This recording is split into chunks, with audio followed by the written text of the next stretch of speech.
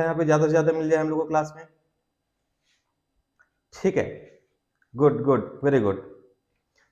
तो बिल्कुल सही है, यहाँ पे हम लोग ध्यान देते हैं। इच्छा देवी मंदिर जो आता है कहाँ पे आता है, पहली बात ध्यान रखिएगा, ये मध्य प्रदेश के बुरहानपुर जिले में आता है। कहाँ पे आएगा ये, मध्य प्रदेश के बुरहानपुर जिले में आता है इच्छा देवी मंदिर। पहले इस मंदिर की विशेषता जानते हैं, क्या है इस मंदिर में खास बात, और फिर हम लोग देखेंगे यहाँ पे और क्या चीजें यहाँ की इंपॉर्टेंट है।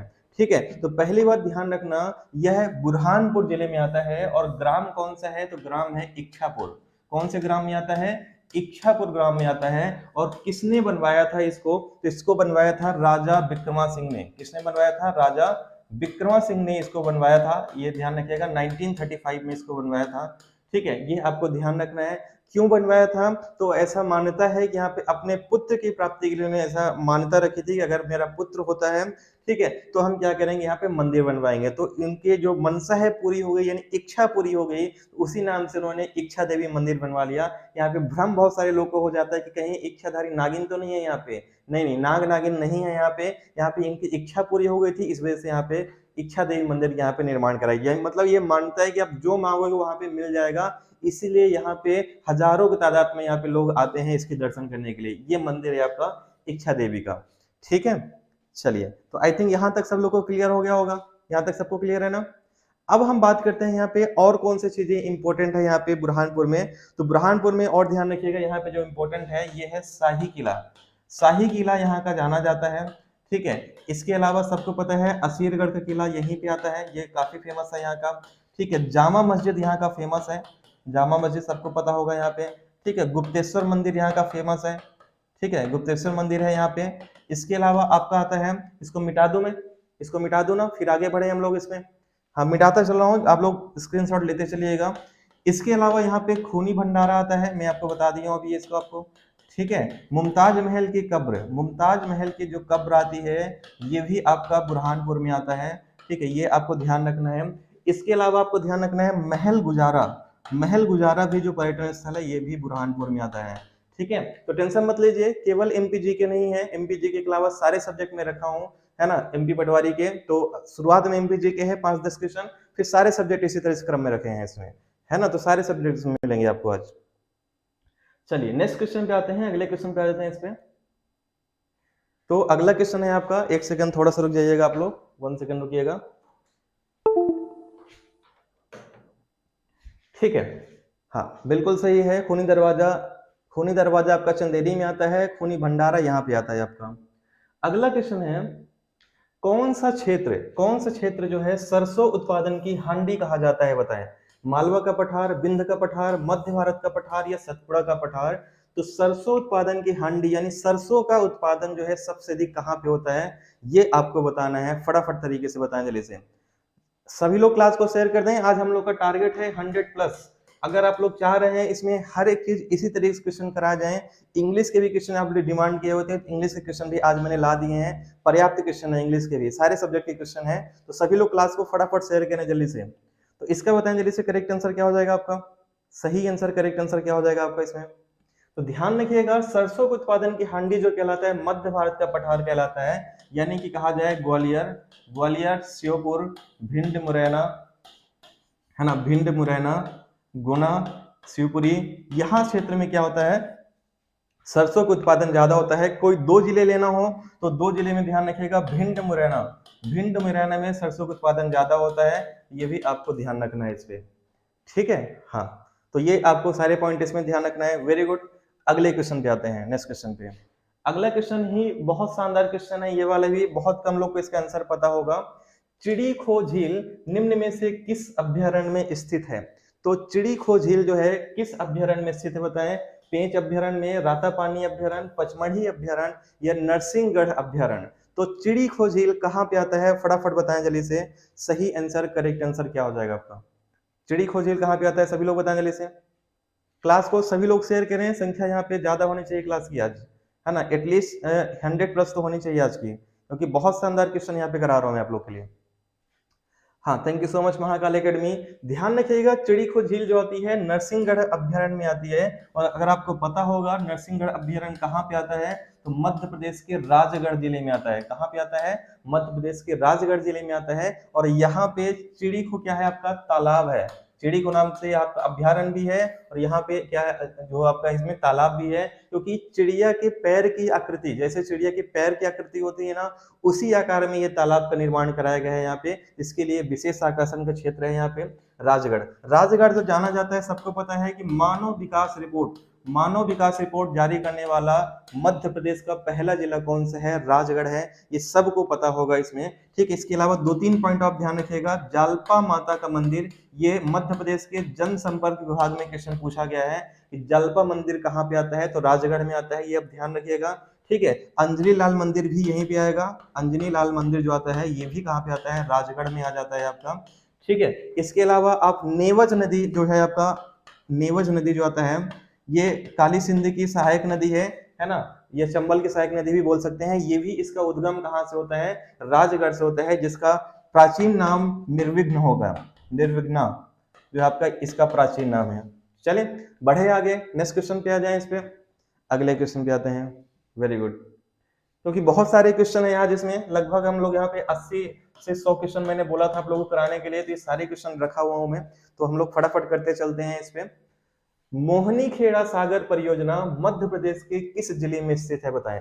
शिवपुरी में, राजगढ़ में, रायसेन में या सिवनी में? हाँ बिल्कुल सही है शिवांगी जी, तो यहाँ पे बिल्कुल सही है स्नेहलता। तो यहाँ पे बताएं जल्दी से, मोहनी खेड़ा सागर जो परियोजना है मध्य प्रदेश के किस जिले में स्थित है? ये आपको बताना है। शिवपुरी में आता है, राजगढ़ में, रायसेन में या सिवनी में? तो कहाँ पे आता है फटाफट बताएं जल्दी से। हाँ बताइए जेम्स बॉन्ड जी, आप तो वैसे नाम ही आपका जेम्स बॉन्ड है, तो आपको तो सब कुछ पहले से पता होगा। बताएं जल्दी से करेक्ट आंसर क्या हो जाएगा इसमें आपका फटाफट। तो बिल्कुल सही है, यहाँ पे मोहनी खेड़ा जो आपका सागर परियोजना है कहाँ पे आता है? शिवपुरी में आता है। और किस नदी पे स्थित है? तो ध्यान रखिएगा, सिंध नदी पे स्थित है, या मड़ी खेड़ा परियोजना भी इसे कहते हैं। मड़ी खेड़ा परियोजना भी इसे कहा जाता है। ठीक है, अटल सागर डैम जो है आपका ये यहीं पे स्थित है, ये आपका सिंध नदी पे स्थित है यहीं पे, ध्यान रखिएगा। जो मध्य प्रदेश का सबसे बड़ा सड़क पुल भी है ना। दूसरा तवा है, पहले नंबर पे कौन सा है? यही वाला है आपका। तो ये आपको ध्यान रखना है। मोहड़ी खेड़ा सागर परियोजना कहाँ पे आता है? तो ये शिवपुरी में आता है। शिवपुरी में और पर्यटन स्थल में सबको पता है, शांति सागर तालाब, ये सबको पता होगा। ठीक है, माधव राष्ट्रीय उद्यान सबको पता है, माधव नेशनल पार्क जो है सबको पता है। ठीक है, माधव, आपको ये नहीं पता होगा, बहुत कम लोगों को पता होगा कि यहाँ पे और क्या चीजें स्थित है। जॉर्ज कैसल भवन तो आपको सबको पता है यहाँ पे, है ना। जॉर्ज कैसल भवन कहाँ पे आता है? जॉर्ज कैसल भवन जो आएगा आपका शिवपुरी में ही आ जाता है। ठीक है, और क्या फेमस है शिवपुरी में? तो ध्यान रखिएगा, यहाँ पे आता है चिंताहरण मंदिर। चिंताहरण मंदिर जो आता है यहाँ पे फेमस है। इसके अलावा जानकी माता का मंदिर जो है ये भी शिवपुरी में फेमस है। स्क्रीनशॉट लेते चलिएगा, क्योंकि मैं रुकूंगा नहीं, क्योंकि बहुत सारे क्वेश्चन है यहाँ पे हैं। ठीक है, फिर माधव विलास पैलेस जो आता है ये भी कहाँ पे आता है? शिवपुरी में आता है। और बाण गंगा धाम, ये क्वेश्चन व्यापक में पूछा गया है, तो बाण गंगा धाम कहाँ पे आता है? ये भी शिवपुरी में आता है। ठीक है, तो ये सब आपको ध्यान रखना है कहाँ पे? शिवपुरी का। चले बढ़े आगे, नेक्स्ट क्वेश्चन पे आ जाए। इस पे अगले क्वेश्चन पे आते हैं। राष्ट्रीय स्क्रीनशॉट सब लोग लेते चलना आप लोग, जिनको भी नीड है तो, क्योंकि पीपीटी में आपका ये डिटेल नहीं रहेगा। पीपीटी में केवल जो आपको दूंगा मैं पीडीएफ दूंगा, उसमें केवल आपका आंसर इसका रहेंगे। डिटेल के लिए आपको यहाँ पे स्क्रीनशॉट लेना पड़ेगा, या नोट्स बनाते चलना है आपको। ठीक है, चलिए। तो राष्ट्रीय सोयाबीन अनुसंधान केंद्र कहाँ स्थित है? बताएं। इंदौर में, उज्जैन में, ग्वालियर में या रतलाम में? राष्ट्रीय सोयाबीन अनुसंधान संस्थान कहाँ पे स्थित है? फटाफट बताएं जल्दी से, सही आंसर क्या हो जाएगा आपका? बताएं जल्दी से, राष्ट्रीय सोयाबीन अनुसंधान संस्थान कहाँ पे आता है? करेक्ट आंसर, सही आंसर क्या हो जाएगा आपका? सभी लोग बताएं करेक्ट आंसर क्या होगा आपका? ये राष्ट्रीय सोयाबीन अनुसंधान संस्थान कहाँ पे आएगा? ठीक है, तो ध्यान रखिएगा, राष्ट्रीय अनुसंधान संस्थान जो आता है ये कहाँ पे आता है? वेरी गुड, बहुत अच्छा आप लोग का इसमें रिस्पॉन्स है। ठीक है, तो राष्ट्रीय सोयाबीन अनुसंधान संस्थान जो आएगा ये कहाँ पे आता है? आपका इंदौर में। लेकिन आपको ध्यान रखना है, राष्ट्रीय सोयाबीन कारखाना जो है, ये संयंत्र जो है, ये कहाँ पे आएगा? आपका उज्जैन में। कारखाना या संयंत्र जो आपका आता है इसमें, ठीक है, ये कहाँ पे आएगा? उज्जैन में। और अनुसंधान संस्थान कहाँ पे आता है? इंदौर में आता है। सोयाबीन का उत्पादन भी उज्जैन में सर्वाधिक होता है, ये भी आपको ध्यान रखना है। वेरी गुड, बहुत अच्छे स्नेहलता। ठीक है, तो यहाँ तक आई थिंक सब लोग को क्लियर हो गया होगा। चलें बढ़े आगे, नेक्स्ट क्वेश्चन पे आ जाए इस पे। गुड। क्लास को सभी लोग पहले स्टेटस में तो लगाइए, स्टेटस में सभी लोग लगाइए। 100 प्लस की संख्या चाहिए आज मुझे इसमें, 100 प्लस संख्या कम से कम चाहिए, क्योंकि बहुत शानदार क्वेश्चन है, सभी टाइप के क्वेश्चन में रखा हुआ है यहाँ पे। नेक्स्ट क्वेश्चन पे आते हैं।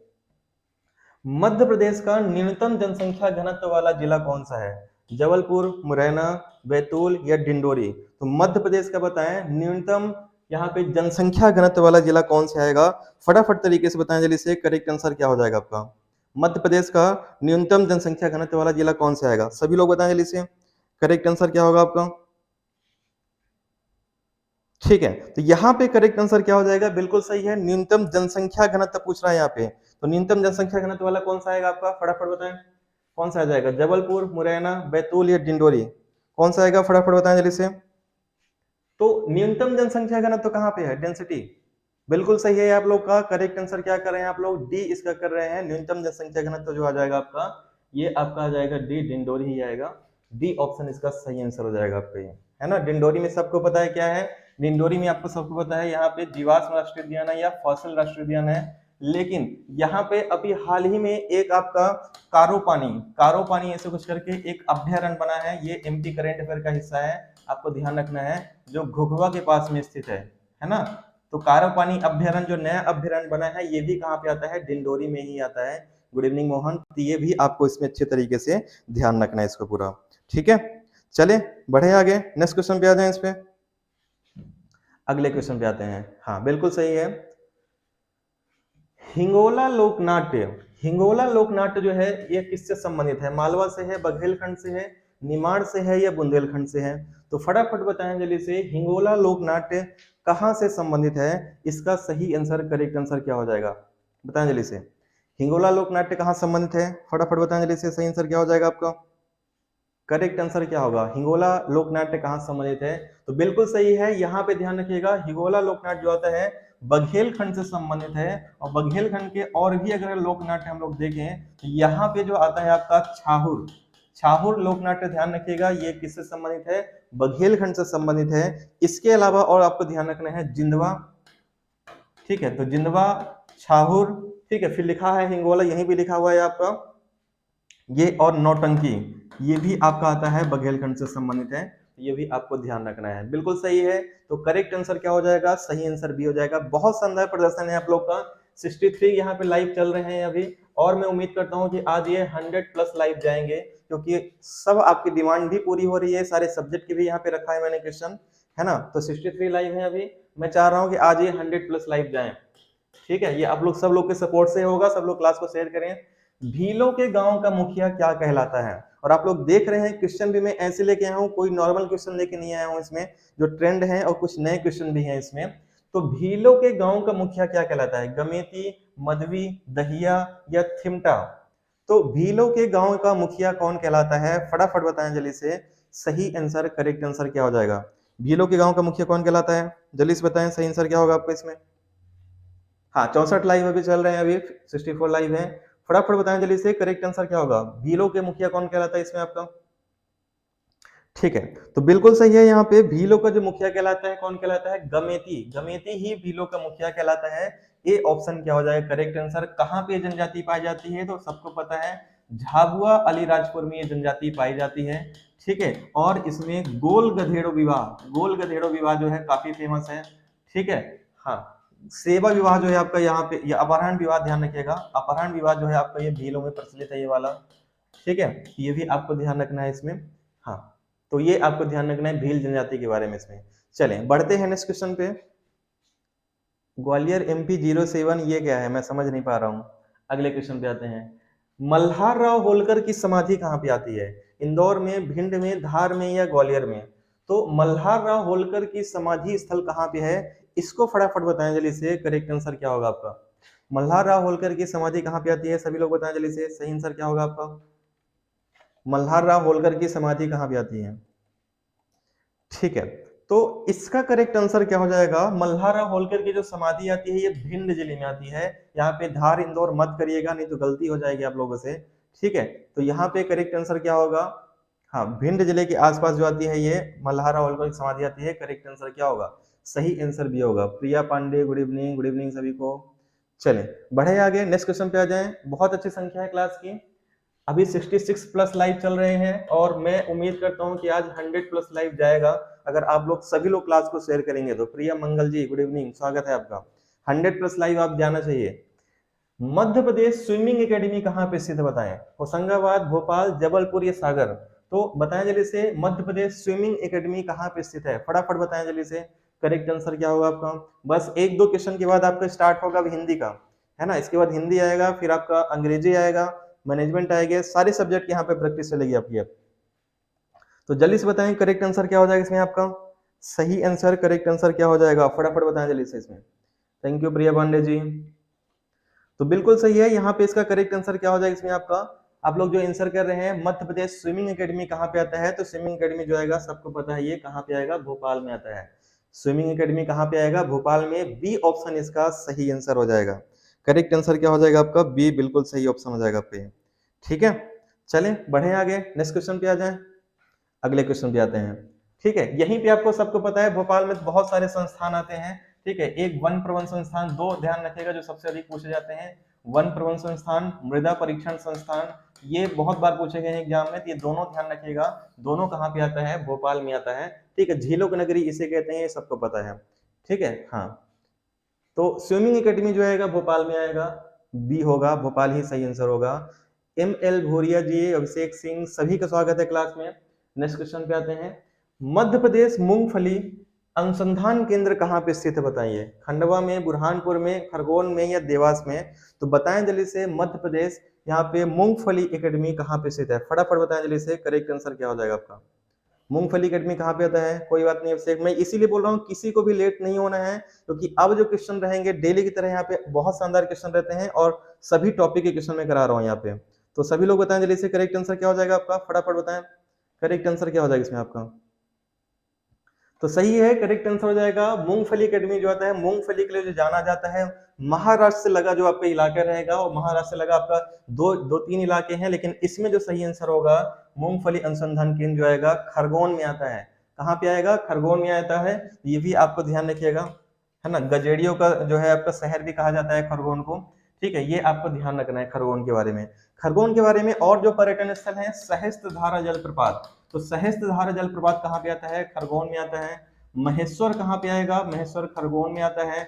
बड़वाह कहाँ पे आता है? खरगोन में आता है आपका। दिजला देवड़ा आपने नाम सुना होगा, दिजला देवड़ा भी कहाँ पे आएगा आपका? खरगोन में आएगा। तो ये भी आपको ध्यान रखना है, खरगोन से संबंधित आपका। और दो और ध्यान रखिएगा, सिरवेल महादेव मंदिर, सिरवेल महादेव मंदिर भी खरगोन में आता है। और राजराजेश्वरी मंदिर, राजराजेश्वरी मंदिर ये भी कहाँ पे आएगा आपका? ये भी खरगोन में आता है। एक लास्ट यहाँ पे ध्यान रखिएगा, रावरखेड़ी, रावरखेड़ी जो आपका स्थल है, जो बाजीराव, है ना, सबको पता है बाजीराव प्रथम का जो है समाधि स्थल है, ये भी कहाँ पे आता है? खरगोन में ही आता है। जो बाजीराव मस्तानी आपने मूवी देखा होगा, तो ये भी कहाँ पे आएगा? खरगोन में ही आएगा। ठीक है, कोई बात नहीं श्रुति, सभी लोग टाइम से आया करें क्लास में, क्योंकि लेट नहीं किया करो, क्योंकि क्वेश्चन निकल जाएंगे तो फिर आपको वो समझ में नहीं आएगा। सभी लोग टाइम से आया करें क्लास में। वेरी गुड, बहुत अच्छी संख्या है, 71 की प्लस लाइव चल रहे हैं यहाँ पे अभी, लेकिन उम्मीद करता हूँ कि 100 प्लस लाइव आ जाएंगे। ठीक है, ऐसा मैं उम्मीद लेके चल रहा हूँ आप लोगों से। ठीक है, नेक्स्ट क्वेश्चन पे आते हैं। इसलिए क्लास को सभी लोग शेयर करें। ये संविधान के क्वेश्चन आपके आ गए। इसमें 11वां मौलिक कर्तव्य किस संविधान संशोधन के तहत शामिल किया गया था? तो यहाँ 42वें संविधान संशोधन के अंतर्गत, 44 संविधान संशोधन, 86 संविधान संशोधन या 91 संविधान संशोधन? तो बताएं 11वां मौलिक कर्तव्य किस संविधान संशोधन के अंतर्गत शामिल किया गया था? फटाफट तरीके से बताएं, करेक्ट आंसर क्या होगा? हाँ, थैंक यू महिमा, थैंक यू अमित, फटाफट बताएं जल्दी से।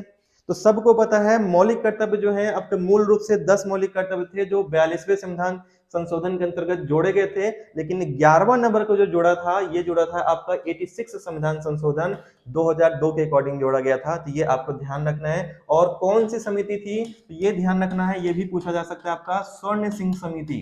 कौन सी समिति थी? स्वर्ण सिंह समिति के आधार पे ही भारतीय संविधान में मौलिक कर्तव्यों को जोड़ा गया था।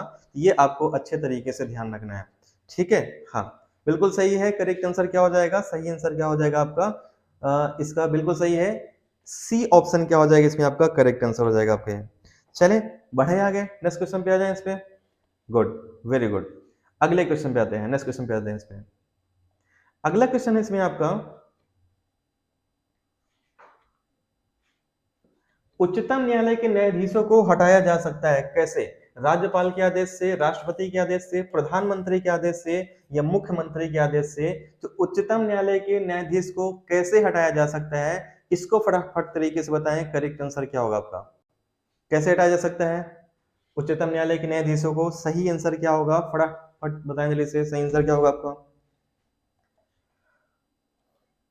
ठीक है, तो ध्यान रखिएगा यहाँ पे करेक्ट आंसर क्या हो जाएगा आपका? करेक्ट आंसर हो जाएगा उच्चतम न्यायालय के न्यायाधीश को हटाया जा सकते हैं, और तो किसी में दम ही नहीं है, क्योंकि एक ही है। अगर राष्ट्रपति हैं तो राष्ट्रपति सर्वोपरि हो जाएंगे, है ना। ऑप्शन करेक्ट आंसर बी हो जाएगा। लेकिन ये भी ध्यान रखिएगा, राष्ट्रपति भी अकेले चाहेंगे तो नहीं हटा सकते हैं। जब लोकसभा और राज्यसभा मिलकर चाहेंगे सभी लोग, फिर राष्ट्रपति के साइन होंगे, तब न्यायाधीश हटाए जा सकते हैं। लेकिन डायरेक्ट यहाँ पे पूछ लिया गया है तो हम यहाँ पे राष्ट्रपति बोलेंगे। तो बी ऑप्शन इसका सही आंसर हो जाएगा आपका। ठीक है, हाँ, वेरी गुड। करेक्ट आंसर क्या हो जाएगा? करेक्ट आंसर बी हो जाएगा। नेक्स्ट क्वेश्चन पे आते हैं, अगले क्वेश्चन पे आ जाते हैं। इस पे क्लास को सभी लोग शेयर करें, जो लोग शेयर नहीं किए हैं क्लास को सभी लोग एक बार शेयर करें। संख्या 100 प्लस आज मैं चाह रहा हूं, उम्मीद करता हूं 100 प्लस संख्या होगी क्लास की। नेक्स्ट क्वेश्चन, लोक लेखा समिति, अगला है लोक लेखा समिति में कुल सदस्यों की संख्या कितनी होती है, बताएं इसमें। 15, 18, 22 या 25? और देखें, अंदाजा लगाएं, लास्ट तक रुकिएगा आप लोग, देखिए कितने क्वेश्चन आप लोग सॉल्व कर पा रहे हो इसमें। लोक लेखा समिति जो होती है, इसमें कुल सदस्यों की संख्या कितनी होती है? फटाफट तरीके से बताएं। तो ध्यान रखिएगा, लोक लेखा समिति में सदस्यों की संख्या कितनी होती है? 22 होती है, जिसमें आपको ये ध्यान रखना है लोकसभा के कितने सदस्य होते हैं। तो लोकसभा के 7 सदस्य होते हैं, और सॉरी, लोकसभा के 15 सदस्य होते हैं, और राज्यसभा के इसमें जो होते हैं 7 सदस्य होते हैं।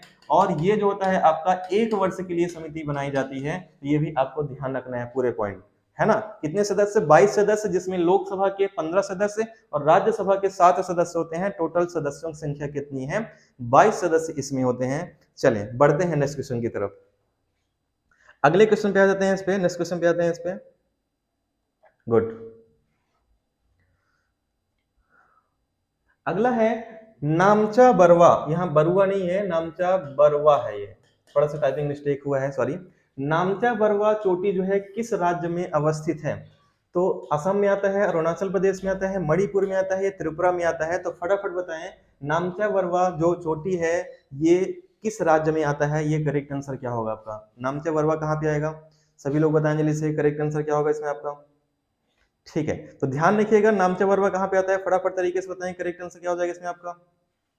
नामचा बरवा जो आएगा ये आता है आपका अरुणाचल प्रदेश में। ठीक है, कहाँ पे आएगा? अरुणाचल प्रदेश में आता है। और ये पूर्वोत्तर भारत की या उत्तर पूर्व भारत की सर्वोच्च चोटी है। पूर्वोत्तर भारत या उत्तर पूर्व भारत की सर्वोच्च चोटी आती है आपका नामचा बरवा, जो कहाँ पे आएगा? अरुणाचल प्रदेश में आता है। और यहीं से क्या होता है, आप एक नदी जो प्रवेश करती है भारत में, उसका नाम क्या है? ब्रह्मपुत्र नदी, है ना। तो नामचा बरवा जो है आपका ये चोटी से होके आती है ब्रह्मपुत्र नदी। तो ये भी आपको ध्यान रखना है पूरा। ठीक है, हाँ बिल्कुल सही है। तो ये आई थिंक आपको यहाँ पे क्लियर होगा। बढ़ते हैं नेक्स्ट क्वेश्चन की तरफ, अगले क्वेश्चन पे आ जाते हैं। इस पे गुड। तो अगला क्वेश्चन है इसमें आपका, एलिनीनो क्या है, बताएं। एलिनीनो क्या है? गर्म जलधारा है, शीतल जलधारा है, अति गर्म जलधारा है या अति शीतल जलधारा है? तो एलिनीनो क्या है? फटाफट बताएं जल्दी से, सही आंसर क्या होगा आपका? एलिनीनो क्या है? सभी लोग बताएं जल्दी से, करेक्ट आंसर क्या होगा इसमें आपका? सही आंसर, करेक्ट आंसर क्या होगा? सभी लोग बताएं जल्दी से, एलिनीनो क्या हो जाएगा आपका? ठीक है, तो ध्यान रखिएगा, एल नीनो क्या होता है? करेक्ट आंसर क्या हो जाएगा आपका? एल नीनो मतलब होता है ये एक गर्म जलधारा है। तो ए ऑप्शन क्या हो जाएगा? सही आंसर होगा। जलधारा से भी अभी क्वेश्चन पूछे जाते हैं, तो जलधारा को आपको ध्यान रखना है। कैसी जलधारा है ये? गर्म जलधारा है। ए ऑप्शन क्या हो जाएगा आपका? बिल्कुल सही ऑप्शन हो जाएगा। करेक्ट आंसर क्या होगा आपका? ये ए हो जाएगा इसमें आपका। चलें बढ़े आगे, नेक्स्ट क्वेश्चन पे आ जाए इस पे। ठीक है, अगले क्वेश्चन पे आते हैं। वेरी गुड, बिल्कुल सही है। ए ऑप्शन क्या हो जाएगा? करेक्ट आंसर हो जाएगा। चलिए अगला क्वेश्चन इसमें आपका है, स्थायी बंदोबस्त व्यवस्था किसके द्वारा शुरू किया गया, बताएं। स्थायी बंदोबस्त व्यवस्था किसके द्वारा शुरू किया गया है? कार्नवालिस के द्वारा, मैकेंजी के द्वारा, थॉमस मुनरो या कर्नल रीड के द्वारा? किसने स्थायी बंदोबस्त व्यवस्था शुरू किया है? जल्दी से बताएं।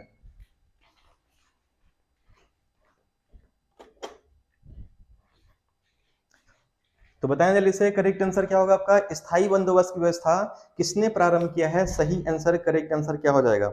सभी लोग बताएं जल्दी से, करेक्ट आंसर क्या होगा आपका? ठीक है, तो 1 सेकंड हो जाएगा। वेरी गुड, बहुत अच्छा। तो यहाँ पे करेक्ट आंसर क्या हो जाएगा? स्थायी बंदोबस्त की जो व्यवस्था है चालू किया किसने? लॉर्ड कॉर्नवालिस ने चालू किया है। ध्यान रखिएगा 1793 में चालू किया गया है ये, है ना। और इसे स्तंभदारी व्यवस्था भी कहते हैं, स्तंभदारी व्यवस्था भी इसे कहते हैं। और इसमें क्या होता था? इसमें जमींदार जो होता था, गांव का जो मुखिया होता था, वही इसको पूरे अधिकार दिए मिलते थे। जमींदार ही पूरे गांव के लोगों से यहाँ पे लगान वसूल करता था और वसूल करके किसको देते थे? अंग्रेजों को दिया करते थे। ये कॉर्नवालिस द्वारा चालू किया गया था स्थायी बंदोबस्त। दोनों नाम याद रखिएगा, सन भी याद रखिएगा आप लोग इसमें पूरा। हाँ ठीक है, तो करेक्ट आंसर क्या हो जाएगा? करेक्ट आंसर हो जाएगा लॉर्ड कॉर्नवालिस, इसका सही आंसर होगा। Thank you Rishabh. चलिए, आज संख्या मुझे लगती है कि 100 प्लस जाएगी, ऐसा मुझे उम्मीद है। अब देखिए कितने स्टूडेंट रहते हैं इसमें, कितना आप लोग पसंद करते हैं क्लास को या नहीं। अगले क्वेश्चन पे आते हैं। ये वेरी इंपॉर्टेंट क्वेश्चन है। भारतीय इतिहास का सबसे लंबा चलने वाला छापामार कृषक जो युद्ध था, ये तेभागा आंदोलन है, एका आंदोलन है, तेलंगाना किसान आंदोलन है, या वकास्त किसान आंदोलन है? कौन सा आंदोलन है? बताएं जल्दी से। थैंक यू श्रुति, फटाफट बताएं करेक्ट आंसर क्या हो जाएगा इसमें आपका, जल्दी से बताएं। तो करेक्ट आंसर क्या होगा? सभी लोग बताएं जल्दी से फटाफट। तो बिल्कुल सही है, यहाँ पे करेक्ट आंसर क्या हो जाएगा आपका? सभी लोग जो इसका आंसर कर रहे हैं, सबसे लंबा चलने वाला जो आंदोलन है तेलंगाना किसान आंदोलन है। करेक्ट आंसर क्या होगा? करेक्ट आंसर आपका सी हो जाएगा इसमें आपका। ठीक है, हाँ तेलंगाना होगा, तेभागा नहीं होगा, तेलंगाना होगा, जो 1946 से लेके 1941 तक लगभग चला था, यानी आजादी के बाद भी चला था। आजादी के बाद भी इनकी मांगों को नहीं पूरा किया गया था। ये भी अगर आपसे पूछ लिया जाए कि आजादी के बाद भी चलने वाला कौन सा आंदोलन है, तो तेभागा किसान आंदोलन है। ठीक है, तो सी ऑप्शन करेक्ट आंसर होगा। सी ऑप्शन करेक्ट आंसर होगा। एग्जाम टाइम में भी नेट अगर नहीं रखोगे मनो और भी लोग, तो फिर मैं कुछ नहीं कर सकता, है ना। क्योंकि तो आपको नेट की जिम्मेदारी आपकी है, नेट आपको कराना है। हम लोग ऑलरेडी फ्री में क्लास आप लोग को दे रहे हैं, कोई पैसे ले नहीं रहे हैं आप लोगों से इसमें, है ना। तो अपना भला करना है, नेट को रिचार्ज कराना पड़ेगा आप लोग को। चलिए नेक्स्ट क्वेश्चन पे आते हैं। अगला क्वेश्चन है, अनहैप्पी इंडिया पुस्तक के लेखक कौन है? Lala Lajpat Rai, doctor Rajendra Prasad, Annie Besant, या बाल गंगाधर तिलक? बहुत बार एग्जाम में क्वेश्चन पूछा गया है आपसे कि यहाँ पे अनहैप्पी इंडिया पुस्तक के लेखक कौन है। फटाफट तरीके से बताएं सही आंसर, करेक्ट आंसर क्या हो जाएगा आपका? करेक्ट आंसर क्या होगा? सभी लोग बताएं जल्दी से, करेक्ट आंसर क्या हो जाएगा इसमें आपका? ठीक है, तो यहाँ पे करेक्ट आंसर क्या हो जाएगा आपका? अनहैप्पी इंडिया पुस्तक के जो लेखक हैं सबको पता है ये इसके लेखक कौन है। तो आप लोग क्या आंसर कर रहे हैं? सी आंसर कर रहे हैं। सी होगा कि डी होगा कि ए होगा? तो सबका गलत है। अनहैप्पी इंडिया के जो लेखक हैं ये हो जाएंगे लाला लाजपत राय। लाला लाजपत राय ही क्या है आपके अनहैप्पी इंडिया के लेखक हैं। ए ऑप्शन बिल्कुल सही ऑप्शन है इसमें। ठीक है, और ये भी ध्यान रखना लाला लाजपत राय जो है आपके भगत सिंह के राजनीतिक गुरु हैं। भगत सिंह के राजनीतिक गुरु कौन है? लाला लाजपत राय है। और इन्होंने क्या किया था 1928 में साइमन कमीशन का विरोध किया था। साइमन कमीशन का विरोध किया था, जिसे श्वेत कमीशन कहा जाता है। क्या कहते हैं इसको? श्वेत कमीशन कहते हैं। और इसी के अंतर्गत क्या होता है, इनके लाठीचार्ज के कारण क्या होता है, लाठीचार्ज से इनकी क्या होती है, मृत्यु हो जाती है ना। इनके ऊपर लाठीचार्ज कर दिया जाता है, बहुत सारी लाठियां इनके ऊपर पड़ती है और इसके बाद इनकी क्या हो जाती है, मृत्यु हो जाती है। और फिर भगत सिंह इसका क्या करते हैं, बदला लेते हैं। बदला किससे लेते हैं? सैंडर्स हत्या, सैंडर्स की हत्या करके भगत सिंह इनका बदला ले लेते हैं। ठीक है, हाँ तो ये आपको सारे पॉइंट ध्यान रखना है इसमें। बढ़ते हैं नेक्स्ट क्वेश्चन की तरफ, अगले क्वेश्चन पे आते हैं इस पे। हाँ, ये जो लोग भी किए हैं ये सब का इसमें सही है इसमें। चले बढ़े आगे, नेक्स्ट क्वेश्चन पे आ जाए इस पे, अगले क्वेश्चन पे आते हैं इसका। ठीक है, तो अगला क्वेश्चन इसमें है आपका अनहैप्पी इंडिया। ये वाला हो गया ना, ये वाला हो गया आपका। ये करंट अफेयर के क्वेश्चन है ये वाला। चागदा एक्सप्रेस के नाम से मशहूर किस भारतीय खिलाड़ी ने संन्यास का ऐलान किया है? 2022 में ही इन्होंने क्या लिया है, संन्यास लिया है। तो क्या नाम है? मिताली राज, झूलन गोस्वामी, हरमनप्रीत कौर, या स्मृति मंधाना? किसने हाल ही में संन्यास लिया है? इसको फटाफट तरीके से बताएं। करेक्ट आंसर, सही आंसर क्या हो जाएगा आपका? हाँ, एक दूसरे के देख के आंसर नहीं करना है, अपने से आंसर करेंगे तो ज्यादा सही रहेगा इसमें आपका। फटाफट बताएं जैसे करेक्ट आंसर क्या हो जाएगा आपका? करेक्ट आंसर क्या हो जाएगा आपका? चागदा एक्सप्रेस के नाम से कौन जाना जाते हैं इसमें? तो ध्यान रखिएगा, चाकदा एक्सप्रेस के नाम से जो जाने जाते हैं, ये झूलन गोस्वामी जानी जाती हैं, ये प्रमुख रूप से क्या है, गेंदबाज हैं। और ये भी ध्यान रखना, पूरे भारतीय महिला क्रिकेट में या महिला क्रिकेट में सबसे अधिक जो विकेट ली हैं, जो विकेट सबसे अधिक प्राप्त किए हैं, ये किसने प्राप्त किया है, ये झूलन गोस्वामी ने प्राप्त किया है। वहीं सर्वाधिक जो करियर रहा है, ये सेकंड नंबर पे आती हैं, जिनका सर्वाधिक इनका करियर भी रहा है ना। पहले नंबर पे कौन आती है, मिताली राज, जो भारतीय टीम के पूर्व कप्तान भी हैं, ठीक है। और सेकंड नंबर पे सबसे अधिक तक मैच खेली हैं, कौन खेली हैं, झूलन गोस्वामी खेली हुई हैं। ये भी आपको पॉइंट ध्यान रखना है इससे, ठीक है। चले बढ़े आगे, नेक्स्ट क्वेश्चन पे आ जाए इस पे, ठीक है। अगले क्वेश्चन पे आते हैं। हाँ बिल्कुल सही है, तो करेक्ट आंसर क्या हो जाएगा, सही आंसर इसमें आपका बी इसका करेक्ट आंसर हो जाएगा इसमें आपका ये। चलिए नेक्स्ट क्वेश्चन पे आते हैं, अगले क्वेश्चन पे आ जाते हैं इस पे, ठीक है। अगला क्वेश्चन है आपका, नारी को नमन योजना किस राज्य सरकार द्वारा प्रारंभ किया गया है। नारी को नमन योजना, ये भी करंट अफेयर के क्वेश्चन है। कौन से राज्य सरकार ने प्रारंभ किया है, हिमाचल प्रदेश, मध्य प्रदेश, गुजरात या राजस्थान। ये अब चाहे राजनीतिक मामला हो, चाहे जो भी मामला हो, ये एक चलन थोड़ा अच्छा चल गया है कि अब या नारियों को यानी महिलाओं को भी आगे बढ़ाने की बात की जा रही है, और बहुत सारी योजनाएं जो हैं उनसे रिलेटेड आ रही हैं आपके। थैंक यू अमित, ठीक है। तो ये बहुत अच्छा कदम है सरकार की तरफ से जिसने भी चालू किया है। बताएं जल्दी से करेक्ट आंसर क्या होगा आपका, सही आंसर करेक्ट आंसर क्या हो जाएगा, फटाफट बताएं जल्दी से।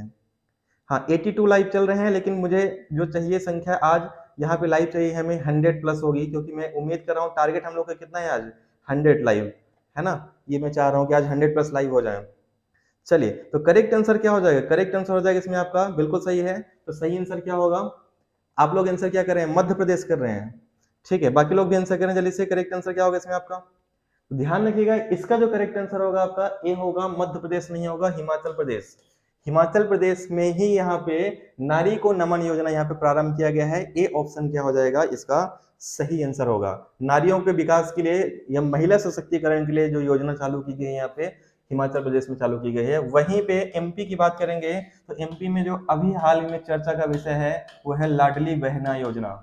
लाडली बहना योजना में 1000 रुपये प्रतिमाह दिया जाएगा, जिसमें आपको वार्षिक रूप से 12,000 रुपये दिया जाएगा। ये एमपी की है। और एमपी में आपको ध्यान रखना लाडली लक्ष्मी योजना भी 2.0 भी आपकी शुरुआत की गई है ना, जो उच्च यहाँ पे शिक्षा में उसको प्रोत्साहन के लिए ये किया गया है, ठीक है। तो ये भी आपको ध्यान रखना है, बिल्कुल सही है। ए ऑप्शन क्या हो जाएगा आपका सही आंसर हो जाएगा इसमें आपका।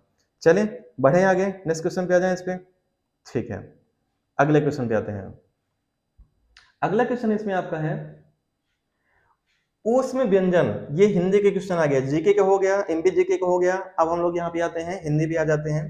तो ऊष्म व्यंजन की संख्या कितनी होती है, 3, 4, 5 या 6।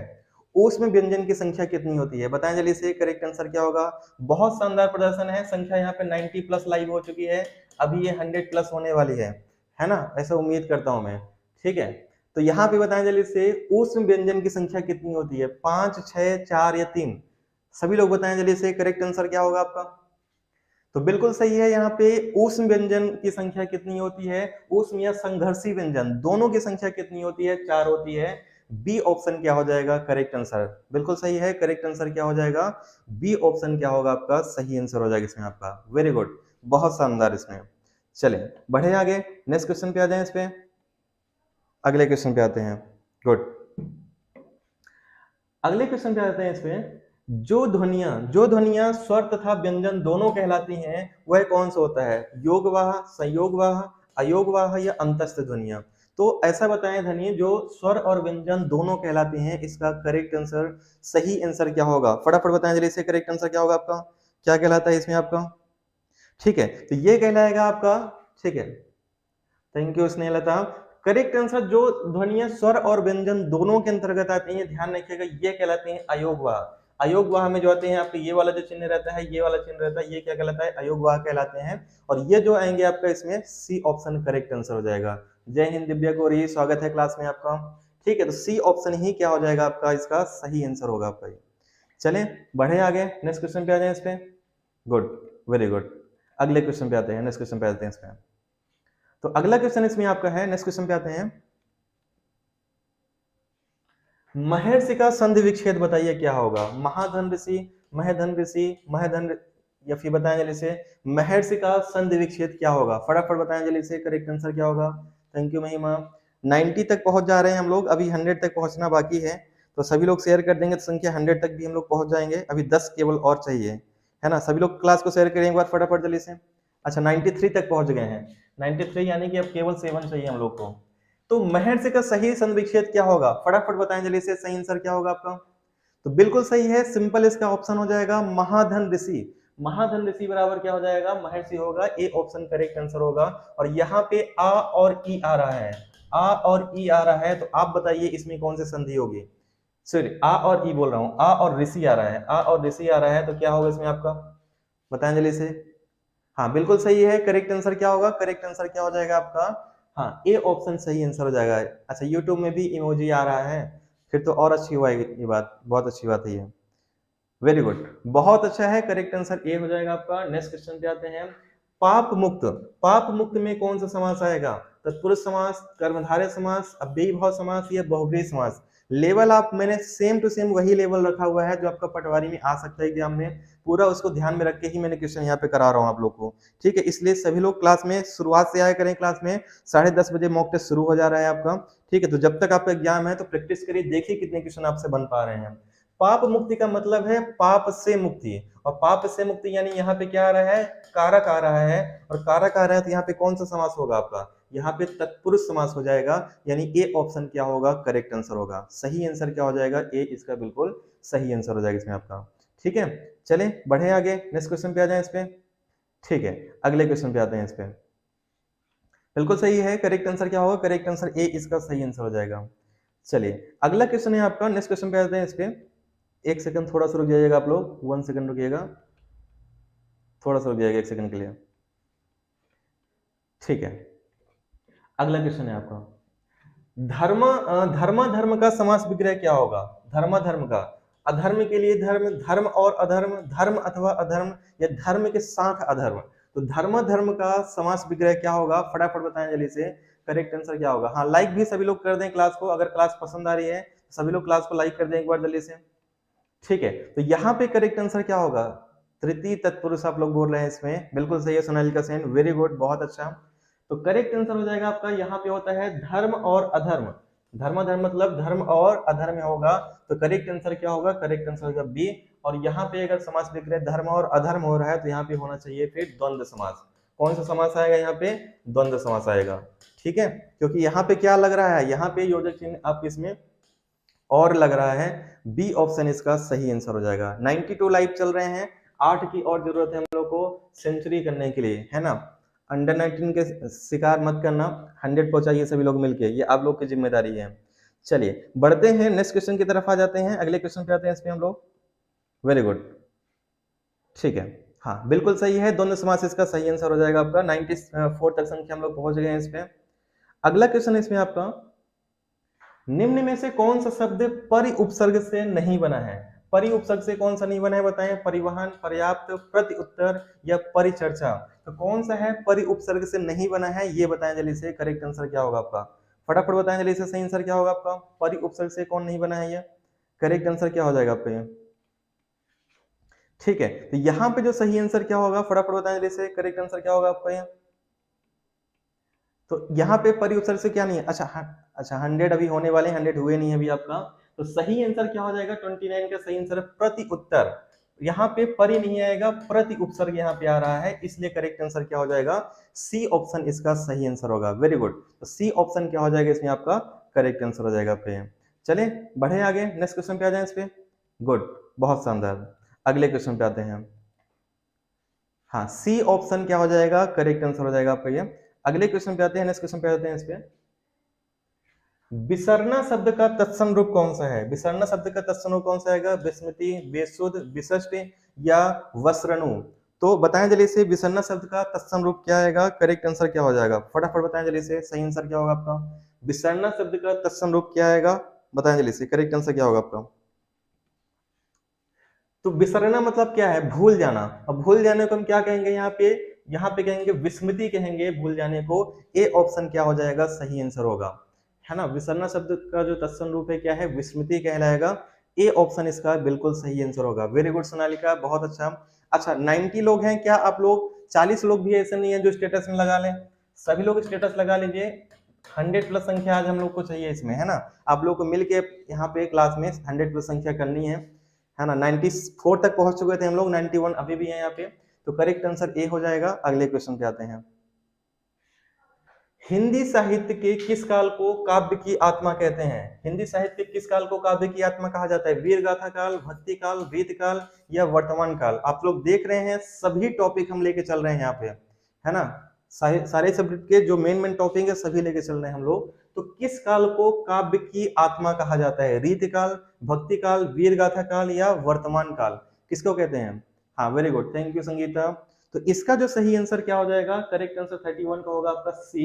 रीत काल को जो है बिहारी जो है आपका रीत काल की कवि है मेन, तो यहाँ पे करेक्ट आंसर होगा रीत काल को ही यहाँ पे करेक्ट आंसर हो जाएगा, काव्य की आत्मा कहा जाता है। भक्ति काल नहीं आएगा, सी ऑप्शन आएगा रीत काल। रीत काल ही इसका क्या हो जाएगा? सही आंसर होगा आपका। ठीक है, वेरी गुड, बहुत शानदार। चलिए बढ़े आगे, नेक्स्ट क्वेश्चन पे आ जाए। क्वेश्चन आप लोग को यहाँ पे लेवल ठीक लग रहा है कि नहीं लग रहा है? श्री कृष्ण के सुन वचन अर्जुन क्रोध से जलने लगे, सब शोक अपना भूलकर करतल युगल मलने लगे। तो यहाँ पे आपको बताना है, थैंक यू सुनील जी, यहाँ पे बताइए कौन सा यहाँ पे रस होगा? श्री कृष्ण के सुन वचन अर्जुन क्रोध से जलने लगे, सब शोक अपना भूलकर करतल युगल मलने लगे। तो फटाफट बताएं जल्दी से, सही आंसर क्या होगा आपका? Thank you all in one creator. तो करेक्ट आंसर हो जाएगा यहाँ पे जो आता है, देखिए यहाँ पे क्या है, क्रोध का वर्णन किया गया है, यानी यहाँ पे गुस्सा आ रहा है यहाँ पे, ठीक है। और गुस्सा आ रहा है तो यहाँ पे कौन सा रस आएगा? यहाँ पे आएगा रौद्र रस आएगा, यानी बी ऑप्शन क्या हो जाएगा? सही आंसर होगा, है ना? हाँ बिल्कुल सही है। कठिन काव्य का प्रेत केशवदास को कहा जाता है, तो करेक्ट आंसर क्या हो जाएगा? सही आंसर बी होगा। ठीक है, चलिए, हाँ बिल्कुल सही है, बहुत मजा आ रहा है क्लास में। अच्छा Sangeeta, thank you so much Sangeeta. चलिए नेक्स्ट क्वेश्चन पे आते हैं, अगले क्वेश्चन पे आ जाते हैं। इस पे, अम्मा ने भिखारी को भिक्षा दी वाक्य में प्रकट होता है कर्ता कारक, कर्म कारक, करण कारक या संप्रदान कारक? तो अम्मा ने भिखारी को भिक्षा दी वाक्य में जो प्रकट होता है, कौन सा प्रकट होता है? बताएं जल्दी से। हाँ सभी लोग क्लास को एक बार लाइक जरूर कर दीजिए अगर क्लास आपको पसंद आ रही है, नहीं पसंद आ रहा है तो डिसलाइक कर दीजिए, जिससे मुझे पता चले आपका फीडबैक, क्लास आपको पसंद आ रही है कि नहीं आ रही है। तो क्योंकि क्लास के बाद मैं देखता हूँ। तो अम्मा ने भिखारी को भिक्षा दी, ठीक है, तो यहाँ पे वाक्य में क्या प्रकट होता है? कर्ता कारक, कर्म कारक, करण कारक या संप्रदान कारक? फटाफट बताएं जल्दी से, सही आंसर क्या होगा आपका? ठीक है, तो यहाँ पे करेक्ट आंसर क्या होगा? रति सिंह गुड इवनिंग, बिल्कुल सही ऑप्शन हो जाएगा आपका इसमें डी ऑप्शन, है ना? करेक्ट आंसर क्या होगा आपका? डी ऑप्शन हो जाएगा आपका। अम्मा ने भिखारी को भिक्षा दी, तो करेक्ट आंसर आपका डी हो जाएगा, ने। ठीक है, बिल्कुल सही है। करेक्ट आंसर क्या होगा? करेक्ट आंसर हो जाएगा आपका डी। चलिए नेक्स्ट क्वेश्चन पे आते हैं, अगले क्वेश्चन पे। उपयोगी शब्द में प्रत्यय कौन सा है? उपयोगी शब्द में कौन सा प्रत्यय है बताएं? ई, गी, योगी या आगी? तो उपयोगी शब्द में क्या प्रत्यय है? जब भी आपको ध्यान रखना है, thank you JNK infotech private limited, ठीक है, तो यहाँ पे आपको ध्यान रखना है, जब भी उपसर्ग प्रत्यय पूछा जाता है तो आपको मूल शब्द यहाँ से हटाना होता है। और आप खुद देखिए, ठीक है, यहाँ पे उपयोगी लिखा हुआ है, यानी मूल शब्द क्या है यहाँ पे? उपयोग। ठीक है, उपयोग क्या है इसमें? आपका मूल शब्द है, यानी इसमें क्या प्रत्यय आ रहा है? फिर क्या बच रहा है इसमें आपका? ई, गी, योगी या आगे? क्या बच रहा है? फटाफट बताएं जल्दी से। ठीक है, तो बिल्कुल सही है। करेक्ट आंसर क्या होगा? यहाँ पे क्या बच रहा है आपका? ई प्रत्यय बच रहा है, तो ई ऑप्शन क्या, ए ऑप्शन क्या हो जाएगा? करेक्ट आंसर होगा। ठीक है, तो गी तो आएगा नहीं क्योंकि गा यहीं पे आया हुआ है, बच क्या रहा है? ई बच रहा है, तो ए ऑप्शन क्या हो जाएगा? करेक्ट आंसर होगा। नेक्स्ट क्वेश्चन पे आते हैं। ऋतु का विलोम शब्द क्या होगा? ऋतु का विलोम शब्द क्या होगा बताएं जल्दी से इसमें? वक्र, अनूत, क्षमा या अवनत? तो ऋतु का विलोम शब्द क्या होगा? फटाफट बताएं जल्दी से, सही आंसर, करेक्ट आंसर क्या होगा आपका? ऋतु का विलोम शब्द क्या होगा? सभी लोग बताएं जल्दी से, करेक्ट आंसर क्या होगा आपका? ऋतु का जो विलोम शब्द होता है क्या होता है? फटाफट बताएं, करेक्ट आंसर क्या हो जाएगा आपका? तो ध्यान रखिएगा, ऋतु का जो विलोम शब्द होगा ये हो जाएगा आपका अनूत होगा। ये आपको रटना पड़ेगा क्योंकि ये इंपॉर्टेंट है ना? विलोम शब्द में बहुत सारे सिंपल भी आते हैं, लेकिन कुछ डिफिकल्ट भी आएंगे जो आपको रटने पड़ेंगे इसमें। Next question. जहां आबादी ना हो, जहां आबादी ना हो वाक्यांश के लिए सही शब्द क्या होगा बताएं? नगण्य, अंतेवासी, निर्जन या खंडहर? जहां कोई आबादी ना हो वहां पे क्या होगा? फटाफट बताएं जल्दी से, सही आंसर क्या होगा आपका? जहां कोई आबादी ना हो उसे क्या कहेंगे? ठीक है, आबादी ना हो यानी वहां पे क्या होगा बताएं जल्दी से, करेक्ट आंसर क्या होगा? करेक्ट आंसर हो जाएगा इसमें आपका सी, निर्जन। जहां पे कोई लोग ना हो, जहां आबादी ना हो, क्या कहलाएगा? निर्जन इलाका कहलाएगा। तो सी ऑप्शन बिल्कुल सही ऑप्शन हो जाएगा। गोविंद गुप्ता जी, स्वागत है आपका क्लास में। करेक्ट आंसर क्या होगा? सही आंसर आपका हो जाएगा सी। नेक्स्ट क्वेश्चन पे आते हैं। अगला क्वेश्चन है इसमें आपका, आंखें फाड़ कर देखना मुहावरे का अर्थ क्या है? आकर्षित होना, बेशर्म हो जाना, आश्चर्य से देखना या निगरानी रखना। तो आंखें फाड़ कर देखने मुहावरे का अर्थ क्या होगा? सभी लोग बताएं, करेक्ट आंसर क्या होगा आपका? आंखें फाड़ कर देखना मुहावरे का अर्थ क्या होगा? सभी लोग बताएं, सही आंसर क्या हो जाएगा आपका? ये तो ध्यान रखिएगा, आंखें फाड़ कर देखने का मतलब होता है यहाँ पे, ठीक है, आकर्षित होना, बेशर्म हो जाना, आश्चर्य से देखना या निगरानी करना। तो आप लोग क्या कर रहे हैं इसमें? ठीक है, तो आप लोग सी ऑप्शन इसका कर रहे हैं और करेक्ट आंसर क्या होगा? बिल्कुल सही है, आश्चर्य से देखना इसका सही आंसर हो जाएगा। करेक्ट आंसर क्या होगा? करेक्ट आंसर आपका सी हो जाएगा इसमें। ठीक है, चले बढ़े आगे, नेक्स्ट क्वेश्चन पे आ जाए इस पे। वेरी गुड, अगले क्वेश्चन पे आते हैं। इसका शुद्ध वर्तनी बताइए। एक दो क्वेश्चन और है हिंदी के, फिर हम लोग नेक्स्ट यहाँ पे सब्जेक्ट पे आएंगे। राजनीतिक, अत्यधिक, अत्याधिक, यहाँ पे उपरोक्त या फिर उत्तरदायी, इसमें से शुद्ध वर्तनी कौन सही तरीके से लिखा हुआ है ये आपको बताना है। बहुत अच्छा हूं मैं गोविंद गुप्ता जी, बताएं जल्दी से, करेक्ट आंसर क्या होगा आपका? शुद्ध वर्तनी कौन सा है जो सही तरीके से लिखा गया है? फटाफट बताएं, करेक्ट आंसर क्या होगा आपका? शुद्ध वर्तनी कौन सा होगा इसमें आपका? तो करेक्ट आंसर क्या हो जाएगा? शुद्ध वर्तनी जो आएगा इसमें, करेक्ट आंसर क्या हो जाएगा? ये राजनीतिक, राजनीतिक सही लिखा हुआ है। बाकी अत्यधिक में या बड़ा आ नहीं आएगा, उपरोक्त भी गलत लिखा हुआ है आपका इसमें, उत्तरदायी भी गलत लिखा है। ए ऑप्शन क्या हो जाएगा? सही आंसर होगा। करेक्ट आंसर क्या होगा? ए ऑप्शन इसका सही आंसर हो जाएगा। वेरी गुड, बहुत शानदार। नेक्स्ट क्वेश्चन पे आते हैं। पृथ्वीराज रासो के रचयिता कौन है बताएं? घनानंद, मलिक मोहम्मद जायसी, चंद्रवरदाई या देवकी नंदन खत्री। तो पृथ्वीराज रासो के रचयिता कौन है? जल्दी से बताएं, करेक्ट आंसर क्या होगा आपका? अंतिम तक रुकिएगा, क्योंकि अभी पूरे क्वेश्चन आप करिए, फिर देखिए कितने क्वेश्चन आप सही कर रहे हो, या फिर आप भूल जाते हो ना, तो भूल जाते हो रफ में लिख लिया करो, एक नोट बनाते चलो क्रम से कि कितने क्वेश्चन आप सही कर रहे हो, तो आपको एक आइडिया लगता चलेगा यहाँ पे, क्योंकि यहीं से मूल्यांकन होगा आपका। पृथ्वीराज रासो के रचयिता कौन है? तो ध्यान रखिएगा, चंद्रवरदाई ही क्या है? पृथ्वीराज रासो के रचयिता है। हाँ, यही है। करेक्ट आंसर क्या होगा? करेक्ट आंसर हो जाएगा आपका, ठीक है, सी ऑप्शन इसका बिल्कुल सही ऑप्शन होगा। बहुत स्पीड में कमेंट आ रहे हैं यार, कमेंट मतलब फुल स्पीड में आ रहे हैं अभी तो।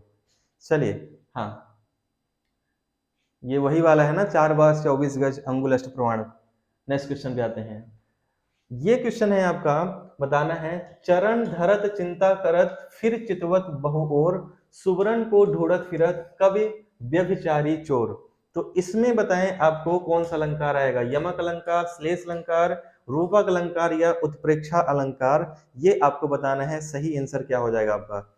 ये बताएं जल्दी से। अलंकार से भी क्वेश्चन बहुत आते हैं, है ना, एक दो क्वेश्चन तो आ ही जाते हैं इस पे, है ना। अलंकार छंद ये जो है आपका, वेरी गुड। तो अलंकार छंद आप लोग इसको छोड़ देते हो और ये इसी क्वेश्चन आते हैं। मैं अच्छा हूँ गोविंद जी, बता चुका हूं मैं, ठीक है। तो यहाँ पे चरण धरत चिंता करत फिर चितवत चहो और, सुवर्ण को ढूंढत फिरत कवि व्यभिचारी चोर। तो करेक्ट आंसर क्या होगा? यहाँ पे जो बात की जा रही है, यहाँ पे श्लेष अलंकार की बात की जा रही है।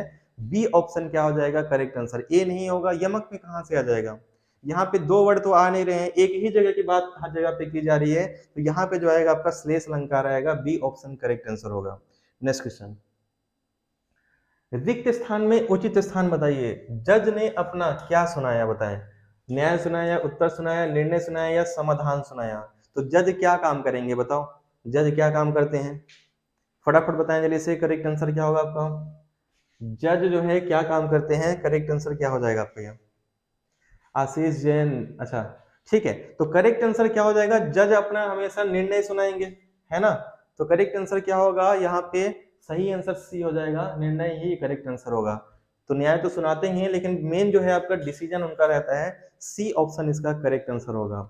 नेक्स्ट क्वेश्चन पे आते हैं। मतलब आज 100 नहीं करोगे आप लोग, है ना। लो, इंग्लिश के क्वेश्चन आ गए आपके, 90 तक ही रहेगा ये, अब मुझे उम्मीद नहीं लग रही कि हो पाएगा आज, है ना। 94 तक आ गए हैं, चलो कोई बात नहीं, कल पहुंच जाएंगे हम लोग इसमें। अब इंग्लिश के क्वेश्चन हम लोग करते हैं इसमें फटाफट, ठीक है। तो इंग्लिश में पहला क्वेश्चन आपको यहाँ पे देखना है, प्रीपोजिशन इसमें से कौन सा आएगा? आवर एफर्ट्स वेर क्राउन्ड, इसमें स्पेस है, फिर सक्सेज। तो यहाँ पे कौन सा प्रीपोजिशन आएगा बताना है, टू आएगा, फॉर आएगा, विथ आएगा या फ्रॉम आएगा। तो बताएं जल्दी से कौन सा प्रीपोजिशन आएगा, अच्छे से पढ़ लीजिए फिर बताइए इसमें कौन सा प्रीपोजिशन इसमें आएगा।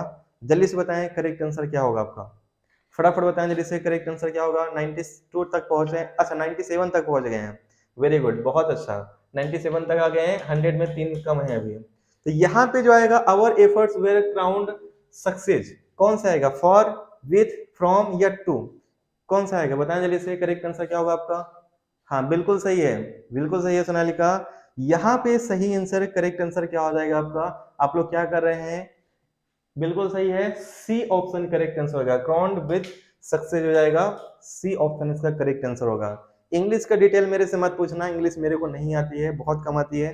मैं क्वेश्चन यहाँ पे रख दिया हूँ जिससे आप लोगों को प्रैक्टिस होती रहे इसमें, लेकिन मेरे को ज्यादा इंग्लिश नहीं आती है, मैं भी केवल प्रैक्टिस कर रहा हूँ इसमें यहाँ पे। बाकी सब्जेक्ट में पूछ लेना आप लोग। ही मेड ऑब्जेक्शन माई प्रपोजल, है ना, उसने क्या किया है, ऑब्जेक्शन लिया है, ठीक है, माई प्रपोजल। तो क्या आएगा, ऑफ आएगा, विथ आएगा, टू आएगा या एट आएगा। तो यहाँ पे बताएं जल्दी से करेक्ट आंसर क्या होगा आपका, सही आंसर क्या हो जाएगा आपका, फटाफट बताएं जल्दी से करेक्ट आंसर क्या हो जाएगा इसमें आपका। तो यहाँ पे जो करेक्ट आंसर हो जाएगा, यहाँ पे ही मेड ऑब्जेक्शन और यहाँ पे माई प्रपोजल, तो टू आएगा, विथ आएगा, ऑफ आएगा या एट आएगा। तो यहाँ पे करेक्ट आंसर जो हो जाएगा, यहाँ पे करेक्ट आंसर क्या होगा, सी होगा, टू होगा, ठीक है। He made objection to my proposal, C option इसका बिल्कुल सही ऑप्शन हो जाएगा, ठीक है। नेक्स्ट क्वेश्चन पे आते हैं। आई एम इंटरेस्टेड ऑप्शन में है chess but I am not very good in it. तो इसमें पहले में क्या आएगा, आई एम इंटरेस्टेड, इसमें मुझे जो लग रहा है इसमें क्या आएगा, पहले में तो इन आना चाहिए, ठीक है, in chess but I am not very good, ठीक है। बताएं जल्दी से क्या आएगा आपका इसमें। चलो 100 हो गए हैं, वेरी वेरी, बहुत बहुत धन्यवाद आप लोग को, 100 लाइक हो गई है, उम्मीद मैंने नहीं किया था लेकिन बहुत अच्छा आप लोगों ने किया, थैंक यू सो मच। तो करेक्ट आंसर क्या होगा आपका यहाँ पे, 44 का सही आंसर क्या हो जाएगा, यहाँ पे जो आएगा आपका ध्यान रखिएगा, ए आएगा, पहले में इन आएगा, फिर क्या आएगा, एट इट आ जाएगा, वेरी गुड, एट इट, ठीक है। तो करेक्ट आंसर ए हो जाएगा आपका, थैंक यू सो मच। चलिए अगले क्वेश्चन पे आते हैं, नेक्स्ट क्वेश्चन पे आ जाते हैं, वेरी गुड। अगला क्वेश्चन है आपका, इसमें आपको क्या करना है, आर्टिकल देखना है, कौन सा आर्टिकल है बताएं। वी हैव फॉर्म्ड यूनियन, अब यूनियन में देखिए कौन सा आर्टिकल आएगा, फिर Sandeep is active member of our union. तो बताएं जल्दी से करेक्ट आंसर क्या होगा आपका, ये फटाफट बताएं जल्दी से, सही आंसर करेक्ट आंसर क्या हो जाएगा आपका इसमें। पहले क्या आएगा, ए दा आएगा, द ए आएगा, ए एन आएगा या द आएगा, क्या आएगा, फटाफट बताएं जल्दी से। तो पहली बात तो आपको पता है कि यूनियन में तो दा तो आएगा नहीं, दा नहीं आएगा, तो ये ए आएगा या फिर एन आएगा। और यहाँ पे आपको देखना है, यहाँ पे बोल के देखना है कि यहाँ पे वॉवेल आ रहा है कि कंसोनेंट आ रहा है, स्वर आ रहा है कि व्यंजन आ रहा है। तो यूनियन जो है आपका क्या आ रहा है, यूनियन में क्या आ रहा है आपका, यू आ रहा है, ठीक है, और यू क्या है आपका इसमें, हाँ। तो यहाँ पे आप लोग क्या कर रहे हैं, इसमें सी इसका आंसर कर रहे हैं, और करेक्ट आंसर क्या होगा, सी इसका करेक्ट आंसर हो जाएगा, बिल्कुल सही है, ए एन आएगा, करेक्ट आंसर क्या होगा, ए, फिर क्या जाएगा, एन आ जाएगा। चलिए नेक्स्ट क्वेश्चन पे आते हैं, वेरी गुड। इसमें आपको बताना है यूएसए इज, फिर डॉट, फिर इंडस्ट्रियलाइज्ड कंट्री। तो ए आएगा या फिर ए दा आएगा, दा ए आएगा या दा आएगा। तो बताएं जल्दी से करेक्ट आंसर क्या होगा, कंट्री में क्या आता है आपका, कंट्री नेम आ रहा है यहाँ पे, कंट्री में क्या आएगा आपका, फटाफट बताएं जल्दी से करेक्ट आंसर क्या हो जाएगा आपका, ठीक है। तो आप लोग इसका आंसर क्या कर रहे हो, सी इसका आंसर ज्यादातर लोग कर रहे हैं, और करेक्ट आंसर क्या होगा आपका, सी होगा सॉरी, क्योंकि कंट्री के नाम के पहले क्या आता है, द आता है, और यहाँ पे the USA is a industrial country, correct answer हो जाएगा सी। नेक्स्ट क्वेश्चन पे आते हैं, अगले क्वेश्चन पे। अगला क्वेश्चन है यहाँ पे यू, यहाँ पे take care of your old parents. तो कैन, में, ऑट टू या नीड टू। तो यहाँ पे करेक्ट आंसर क्या होगा, फटाफट बताएं जल्दी से, सही आंसर क्या होगा आपका, ये इसका करेक्ट आंसर क्या हो जाएगा, सभी लोग बताएं जल्दी से। यहाँ पे क्या आएगा, ध्यान रखिएगा, यहाँ पे जो है आपका ऑट टू आएगा, ये आपको ध्यान रखना है, you ought to take care of your old parents. Ought to मतलब यहाँ पे आपका कर्तव्य की बात की जा रही है ना, ये आपका कर्तव्य है कि आपको अपने जो बूढ़े माँ बाप हैं उनके क्या करना है, ध्यान रखना चाहिए। चलिए नेक्स्ट क्वेश्चन पे आते हैं, अगले क्वेश्चन पे आ जाते हैं। ये इतने क्वेश्चन थे इंग्लिश के, कल और रखेंगे अपन इसमें। अब आ जाते हैं हम लोग इसमें, ये क्वेश्चन है आपके साइंस के, आ गए हम लोग क्वेश्चन पे, है ना। साइंस के आ गए। एक बार सभी लोग पहले फिर से शेयर कर दें क्लास को। आधी क्लास हो गई है, अभी आधी क्लास बाकी है ना। अभी 1 घंटे जरूर हुए हैं, लेकिन यहाँ पे क्वेश्चन अभी बाकी है। नींद तो नहीं आ रही किसी को? किसी को नींद तो नहीं आ रही है? रेले के प्रकीर्णन के नियमानुसार किस रंग का प्रकीर्णन सर्वाधिक होगा बताएं? ऑरेंज का, हरा का, पीला का या नीला का? तो किस रंग का प्रकीर्णन सर्वाधिक होता है रेले के अनुसार आपको बताना है, रेले के अनुसार बताना है आपको, है ना। बताएं जल्दी से करेक्ट आंसर क्या होगा आपका। क्लास एक बार सभी लोग जो स्टेटस में नहीं लगाए हैं प्लीज स्टेटस में लगा लीजिए, जिस संख्या एटलीस्ट 100 प्लस रहे, है ना, 100 प्लस बनी रहे संख्या, इतना करिए आप लोग। तो रेले के अनुसार किस रंग का प्रकीर्णन सर्वाधिक होता है? ये नीले रंग का प्रकीर्णन सर्वाधिक होता है। D option correct answer. अभी साइंस बचा है, मैनेजमेंट बचा हुआ है, कंप्यूटर बचा है, तीनों के क्वेश्चन है अभी इसमें, है ना। और बहुत मैं आराम यहाँ पे स्पीड में भी कर रहा हूँ, जिससे आप लोग क्वेश्चन ज्यादा से ज्यादा कर लो, है ना। Very good. अगले क्वेश्चन पे आते हैं। पृथ्वी के केंद्र पे किस वस्तु का द्रव्यमान होता है? किसी वस्तु का द्रव्यमान क्या होता है? शून्य होता है, शून्य नहीं होता है, द्रव्यमान घटता है, द्रव्यमान बढ़ता है। पृथ्वी के केंद्र की बात की राय करें, है ना। अच्छा, एग्जाम पूरी नींद भगा देती है, ये बात बिल्कुल सही है। वेरी गुड, ठीक है। रेले वैज्ञानिक का नाम है जूली वेथम, है ना, वैज्ञानिक का नाम है ये। तो पृथ्वी के केंद्र पे, पृथ्वी के केंद्र पे जो होता है यहाँ पे द्रव्यमान क्या होता है आपका? शून्य होता है, शून्य नहीं होता है, द्रव्यमान घटता है या बढ़ता है? फटाफट बताएं जल्दी से, करेक्ट आंसर क्या होगा आपका। तो यहाँ पे क्या होगा, पृथ्वी के केंद्र पे जो रहेगा द्रव्यमान यहाँ पे हमेशा शून्य रहेगा। ए ऑप्शन क्या हो जाएगा करेक्ट आंसर। केंद्र पे द्रव्यमान शून्य होता है, इंपॉर्टेंट है, ध्यान रखिएगा इसमें आप। चलिए नेक्स्ट क्वेश्चन पे आते हैं। एक अश्वशक्ति यानी हॉर्स पावर होता है 746 वाट, 743 वाट, 763 वाट या फिर 772 वाट। तो एक हॉर्स पावर में कितने वाट होते हैं ये आपको बताना है, जल्दी तरीके से बताएं करेक्ट आंसर क्या होगा। क्लास का टाइम, डेली मॉक टेस्ट का टाइम ध्यान रखिएगा 10:30 बजे, 10:30 बजे क्लास में आप लोग आ जाया करें, 10:30 बजे ही मॉक टेस्ट होता है इसमें। तो एक अश्वशक्ति होता है 746 वाट, 743 वाट, 763 वाट या 772 वाट। करेक्ट आंसर क्या होगा फटाफट बताएं जल्दी से। बिल्कुल सही ऑप्शन है, सभी लोग इसका आंसर ए कर रहे हैं और ए ही इसका सही आंसर हो जाएगा। 746 वाट करेक्ट आंसर हो जाएगा, ए ऑप्शन इसका सही आंसर होगा। Next question. वस्तु का विस्थापन, वस्तु का विस्थापन बल की दिशा के विपरीत हो तो किया गया कार्य क्या होगा? धनात्मक होगा, ऋणात्मक होगा, शून्य होगा या इनमें से कोई नहीं? फिजिक्स का क्वेश्चन है, वस्तु का विस्थापन अगर बल की दिशा में के विपरीत होगा, बल की दिशा के विपरीत होता है, ठीक है, तो किया गया कार्य क्या होगा? धनात्मक, ऋणात्मक, शून्य या इनमें से कोई नहीं? सभी लोग बताएं जल्दी से, बहुत अच्छा क्वेश्चन है। करेक्ट आंसर क्या होगा आपका? ठीक है, तो यहाँ पे जो सही आंसर क्या होगा, करेक्ट आंसर हो जाएगा इसमें आपका बी हो जाएगा, आपका ऋणात्मक होगा। क्योंकि आप क्या कर रहे हो इसमें, आप उल्टी दिशा में, जैसे बल आपको इधर लग रहा है और आप इसमें कार्य कर रहे हैं आपका, तो यहाँ पे क्या होगा, ऋणात्मक जाएगा, आपको ज्यादा बल की जरूरत पड़ेगी। ठीक है, ये तो आप मैथ में भी पढ़े होंगे, मैथ रीजनिंग में भी। नेक्स्ट क्वेश्चन, ये अच्छा क्वेश्चन है। दूर दृष्टि दोष को दूर करने के लिए किसका प्रयोग किया जाता है बताएं? उत्तल लेंस का, अवतल लेंस का, द्विफोकसी लेंस का या इनमें से कोई नहीं? तो दूर दृष्टि दोष को दूर करने के लिए किसका प्रयोग किया जाता है? फटाफट बताएं जल्दी से, सही आंसर करेक्ट आंसर क्या हो जाएगा आपका? दूर दृष्टि को दूर करने के लिए किसका प्रयोग किया जाता है? सभी लोग बताएं जल्दी से, करेक्ट आंसर क्या होगा आपका? सही आंसर क्या हो जाएगा आपका? सभी लोग बताएं करेक्ट आंसर क्या होगा आपका? ठीक है, अच्छा सभी लोग सब्सक्राइब तो कर दिए हैं चैनल को ना, जो नए हैं सभी लोग सब्सक्राइब कर दीजिएगा। तो दूर दृष्टि दोष के लिए जो प्रयोग किया जाता है, हमेशा किसका प्रयोग किया जाता है? आपका उत्तल लेंस का प्रयोग किया जाएगा। वेरी गुड, तो करेक्ट आंसर क्या हो जाएगा? सही आंसर हो जाएगा आपका उत्तल लेंस।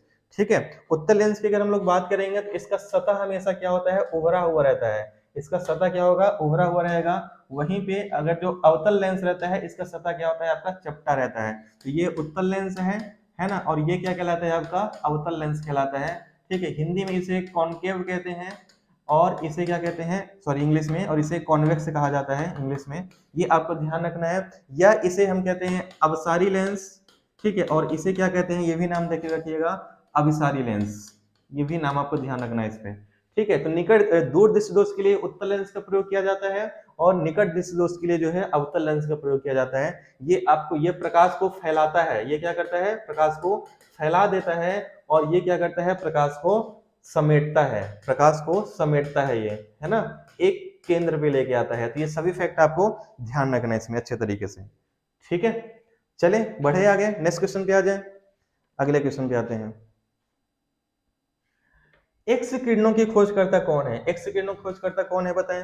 रोंटगन, हेनरी वेकुलर, विलियम हर्सल या हर्ट्स। तो एक्स किरणों के खोजकर्ता कौन है, फटाफट बताएं जल्दी से, सही आंसर क्या हो जाएगा आपका। एक्स किरणों के खोजकर्ता कौन है, जल्दी से बताएं, सही आंसर क्या होगा आपका। हाँ, स्क्रीन फुल नहीं आ रही है, स्क्रीन फुल ही तो है इसमें, आप अच्छे से देखिए विवेक, पूरा है, कोई टेंशन नहीं है। तो एक्स किरणों के खोजकर्ता कौन है, एक्स किरणों के जो खोजकर्ता है रोंटगन है, ध्यान रखिएगा खोजकर्ता से आविष्कार से क्वेश्चन जरूर पूछे जाते हैं, ए ऑप्शन करेक्ट आंसर होगा। बाह्यस्रावी ग्रंथि कौन सी है, बाह्यस्रावी ग्रंथि कौन सी बताएं जल्दी से, एड्रिनल ग्रंथि, पीनियल ग्रंथि, श्लेष्म ग्रंथि या थायराइड ग्रंथि। तो बाह्यस्रावी ग्रंथि कौन सी आती है, तो यहाँ पे श्राव्य ग्रंथ का मतलब होता है, पहली बात तो आपको, एक तो नलिका युक्त होता है, दूसरा नलिका विहीन होता है, ठीक है। तो जो नलिका विहीन है वो क्या कहलाती है, नलिका विहीन आपका बाह्यस्रावी ग्रंथि कहलाती है ना। तो यहाँ पे जो आएगा श्लेष्म ग्रंथि यानी म्यूकस ग्लैंड जो है आपका, ये बाह्यस्रावी ग्रंथि है जो नलिका, ठीक है। तो करेक्ट आंसर क्या होगा, करेक्ट आंसर हो जाएगा सी, ठीक है। चलिए नेक्स्ट क्वेश्चन पे आते हैं। वर्गीकी के जनक कौन है बताएं, टेक्सोनॉमी, टेक्सोनॉमी के जनक कौन है बताएं जल्दी से, इंग्लिश में जो होंगे। तो टेक्सोनॉमी के फादर ऑफ टेक्सोनॉमी कौन है, फटाफट बताएं जल्दी से, सही आंसर क्या होगा आपका, ल्यूवेनहॉक, थ्रियोफिस्टस, लिनियस या वर्गिस कुरियन। तो वर्गीकी के जनक कौन है, फटाफट बताएं, करेक्ट आंसर क्या हो जाएगा आपका। वर्गीकी के जनक कौन कहलाएंगे, जल्दी से बताएं। टेक्सोनॉमी के जो जनक हैं सबको पता है, यहाँ पे कैरोलस लिनियस कहलाते हैं। तो सी ऑप्शन क्या हो जाएगा, करेक्ट आंसर, कैरोलस लिनियस ही वर्गीकी यानी कि टेक्सोनॉमी के जनक कहलाते हैं। नेक्स्ट क्वेश्चन पे आते हैं। आरबीसी का निर्माण कहाँ पे होता है, तो आरबीसी का निर्माण हमेशा होता है कहाँ पे, ध्यान रखिएगा, अस्थि मज्जा में यानी कि बोन मैरो में। कहाँ पे होगा आपका, बोन मैरो में होता है, ये भी आपको ध्यान रखना है। वहीं पे प्लीहा इसका कब्रगाह है, प्लीहा क्या है आपका, इसका कब्रगाह यानी कि ग्रेवयार्ड है, ये भी आपको ध्यान रखना है इस पे, ठीक है। नेक्स्ट क्वेश्चन पे आते हैं। कैलामाइन किस धातु का है, कैलामाइन किस धातु का अयस्क है बताएं इसमें, कॉपर का, एल्युमिनियम का, मैग्नीज का या जस्ता का। तो ये बताएं जल्दी से, कैलामाइन किस धातु का अयस्क है, करेक्ट आंसर क्या हो जाएगा आपका। वेरी गुड, फटाफट बताएं जल्दी से, करेक्ट आंसर कैलामाइन किस धातु का अयस्क है। तो ये जो आ जाएगा आपका किसका अयस्क है, आपका जस्ता का अयस्क है, ये केमिस्ट्री क्वेश्चन है, करेक्ट आंसर डी हो जाएगा आपका। नेक्स्ट क्वेश्चन पे आते हैं। पीतल के संक्षारण में, पीतल के संक्षारण में काली परत किसके कारण बनती है, copper carbonate, carbon dioxide, oxygen या हाइड्रोजन सल्फाइड। तो पीतल में जो आपका लगता है काली परत छपती है आपकी, वो किसके कारण लगता है। तो ध्यान रखिएगा, काली परत जो होता है पीतल में, ये होता है हाइड्रोजन सल्फाइड के कारण होता है, डी ऑप्शन इसका सही आंसर हो जाएगा। नेक्स्ट क्वेश्चन, ये अब आते हैं हम लोग प्रबंधन के क्वेश्चन पे, मैनेजमेंट के क्वेश्चन के, इसके बाद आपका आएगा आपका कंप्यूटर के क्वेश्चन आएंगे फिर, ठीक है। तो अब आपकी क्लास जो रहेगी 20 मिनट की क्लास और है, 20 मिनट और नींद को बर्दाश्त करिए और प्रैक्टिस करिए अच्छे से आप लोग, है ना।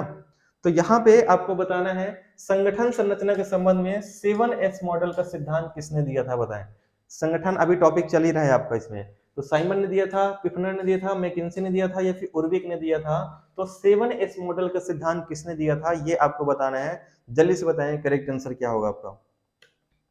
तो 7S का मॉडल जो दिया था किसने दिया था, ये मैकिन्सी ने दिया था। सी ऑप्शन क्या हो जाएगा आपका, सही आंसर होगा, करेक्ट आंसर क्या होगा, सी हो जाएगा। नेक्स्ट क्वेश्चन, उत्तरदायित्व की प्रकृति कैसी होती है, अहस्तांतरित होती है, हस्तांतरित होती है, ए और बी दोनों होती है या दोनों में से कोई नहीं। आज ही मैं ये क्वेश्चन कराया हूं, आप लोग बताएं जल्दी से करेक्ट आंसर क्या होगा, आज का ही क्वेश्चन है, तो बताएं जल्दी से।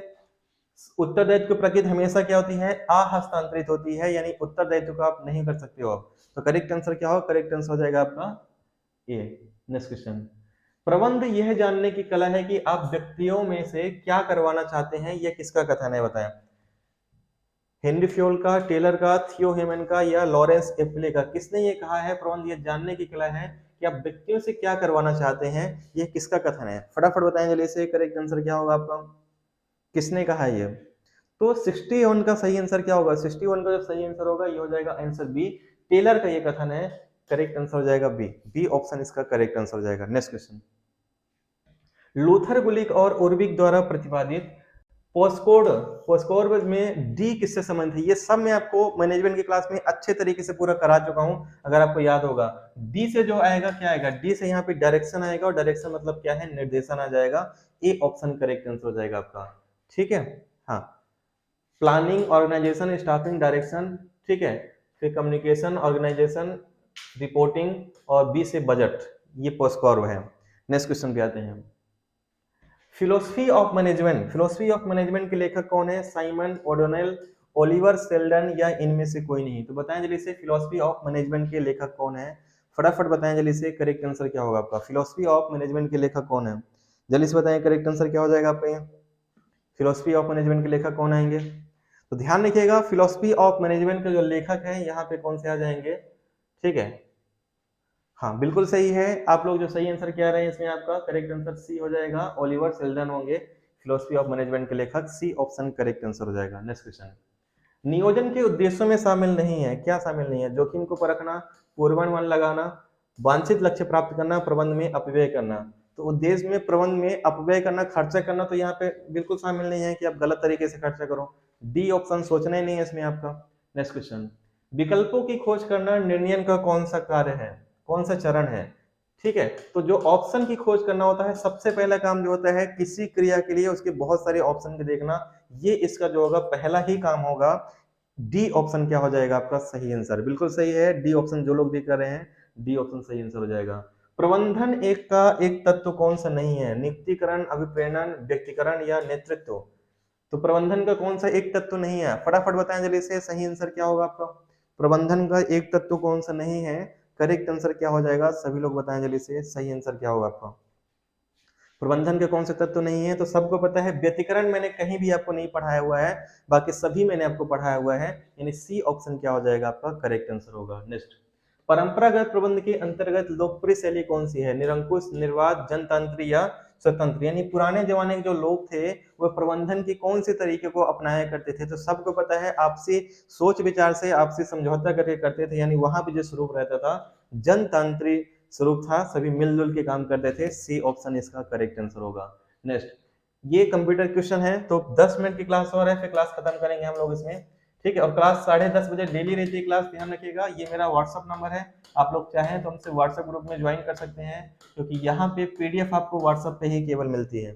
ठीक है, तो SMPS का विस्तारित रूप क्या है बताएं? Speaker mode power supply, situational mode power supply, system mode power supply, या स्विच मोड पावर सप्लाई? तो SMPS का फुल फॉर्म क्या आएगा? फटाफट बताएं जल्दी से, सही आंसर क्या हो जाएगा आपका? SMPS का फुल फॉर्म क्या आएगा? सभी लोग बताएं करेक्ट आंसर क्या होगा आपका?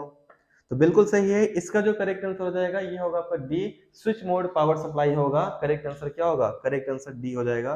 ठीक है, हाँ बी। और आप देखते हो ना, जो आपका पावर सप्लाई रहता है आपका, जो कहते हैं उसको क्या कहते हैं उसको, DPS ऐसे कुछ शायद कहते हैं।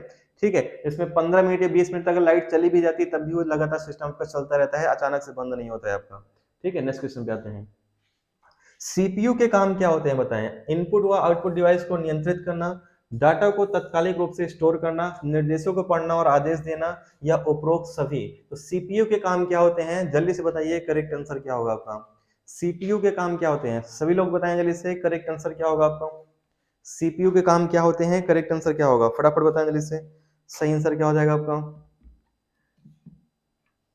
अच्छा, 28 को आपकी वेडिंग है और 26 को एग्जाम है। अरे, ये तो बड़ी दुविधा है आपके साथ। तो करेक्ट, हाँ UPS है वो, सॉरी। हाँ, तो करेक्ट आंसर क्या हो जाएगा? इसका सही आंसर होगा आपका, CPU के प्रमुख काम क्या होते हैं? तो CPU के प्रमुख काम क्या होंगे? बिल्कुल सही ऑप्शन है, डी हो जाएगा। सभी काम जो है CPU ही करता है। तो करेक्ट आंसर क्या होगा? करेक्ट आंसर डी हो जाएगा इसमें। नेक्स्ट करेक्ट आते हैं। विश्व का प्रथम पूर्ण स्वचालित विद्युत यांत्रिक गणना यंत्र कौन है? यांत्रिक यांत्रिक गणना यंत्र आपको बताना है इसमें, आपका मैकेनिकल आपका कैलकुलेटिंग। तो ये करेक्ट आंसर होगा मार्क 1 होगा। कौन सा आपका? ये मार्क 1 है, ये भी अच्छा क्वेश्चन है। करेक्ट आंसर बी हो जाएगा। नेक्स्ट क्वेश्चन पे आते हैं। VISI का प्रयोजन किस पीढ़ी के कंप्यूटर में किया गया है? Very large scale integrated circuit है ना, इंटीग्रेशन। तो यहाँ पे ये स्टोरेज क्षमता की बात की जा रही है, ये तो किस पीढ़ी के कंप्यूटर में ये है? तो ध्यान रखिएगा, वेरी लार्ज स्केल जो आता है आपका, ये आ जाएगा आपका चतुर्थ पीढ़ी के कंप्यूटर में है। करेक्ट आंसर हो जाएगा इसमें सी। अच्छा, एग्जाम में देने जाना है? हाँ बिल्कुल जाना चाहिए एग्जाम, क्योंकि इतने टाइम से आप पढ़ रहे हो इसमें, तो आपको देना है एग्जाम। लैपटॉप में प्रयुक्त बैटरी सामान्यतः किस तत्व की बनी होती है? ये क्वेश्चन बहुत बार एग्जाम में आया हुआ है। तो लैपटॉप की जो बैटरी होती है ये लिथियम से बना होता है। डी ऑप्शन क्या हो जाएगा आपका? सही आंसर होगा। करेक्ट आंसर क्या होगा? डी होगा। अगला क्वेश्चन आते हैं।